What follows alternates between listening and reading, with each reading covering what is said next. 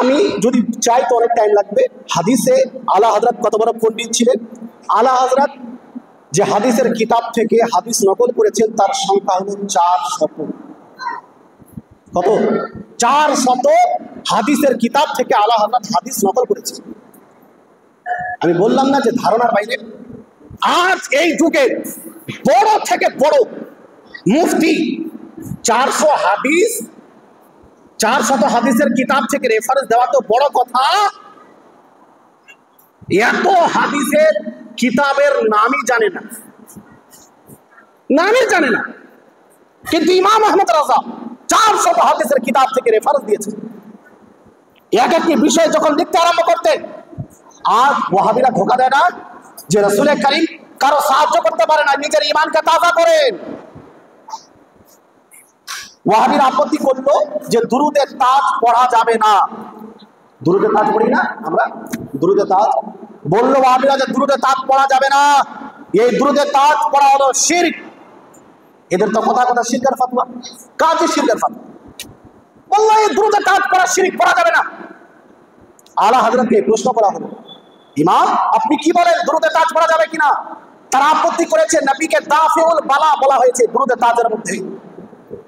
এর অর্থ হলো যে রাসূল করিম বালা মুসিবত দূরকারী, রাসূল করিম বালা মুসিবত দূর করতে পারে। তো ওয়াহাবিরা বলল বালা মুসিবত তো কেবল আল্লাহ দূর করতে পারে, নবী কিভাবে বালা মুসিবত দূর করতে পারেন? নবীকে যদি কেউ এই কথা বলে যে উনি বালা মুসিবত দূর করতে পারেন, সে মুশরিক হয়ে যাবে। ওয়াহাবিরা এই প্রশ্ন করলো। আলা হযরতকে যখন এই প্রশ্ন করা হলো, কাকে বলা হয় ইলমের দরিয়া, সমুদ্র। আলা হযরত সঙ্গে সঙ্গে কলম ধরলেন আর 80টি কোরআনের আয়াত, কয়টি? 80টি কোরআনের আয়াত দলিল হিসাবে পেশ করলেন।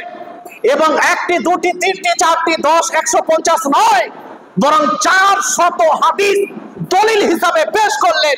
আর আল আমরু ওয়াল উলা কিতাব রচনা করে দিলেন। 80টি কোরআনের আয়াত 400 হাদিস দলিল দিয়ে প্রমাণ করে দিলেন যে কোরআন দ্বারা প্রমাণিত, সহিহ হাদিস দ্বারা প্রমাণিত, আল্লাহর প্রদত্ত শক্তি দিয়ে রাসূল করিম বালা মুসিবত দূর করতে পারেন। বলেন সুবহান। 400 হাদিস। কোন মুফতিকে আপনি প্রশ্ন করবেন, খুব বেশি হলে 2 4 5 10টা হাদিস পেশ করবে, কিন্তু আলা হযরত এত গভীর জ্ঞানের মালিক ছিলেন, এত হাদিস জানা ছিল না যে একটি বিষয়ে 400 হাদিসকে দলিল হিসাবে পেশ করবেন। আজ পর্যন্ত কোন ওয়াহাবি, আজ পর্যন্ত কোন দেওবন্দি, আজ পর্যন্ত কোন গায়র মুকাল্লিদ, আজ পর্যন্ত কোন রাসূল করিমের বেয়াদব গুস্তাখ ওই কিতাবের জবাব দিতে পারেনি, আর কিয়ামত পর্যন্ত জবাব দিতে পারবে না। এই জন্যই আমরা বলি যে রাসূল করিম দাফিউল বালা, বালা মুসিবত দূর করতে পারেন। এটা কোরআন থেকেও প্রমাণিত, হাদিসে রাসূল থেকেও প্রমাণিত।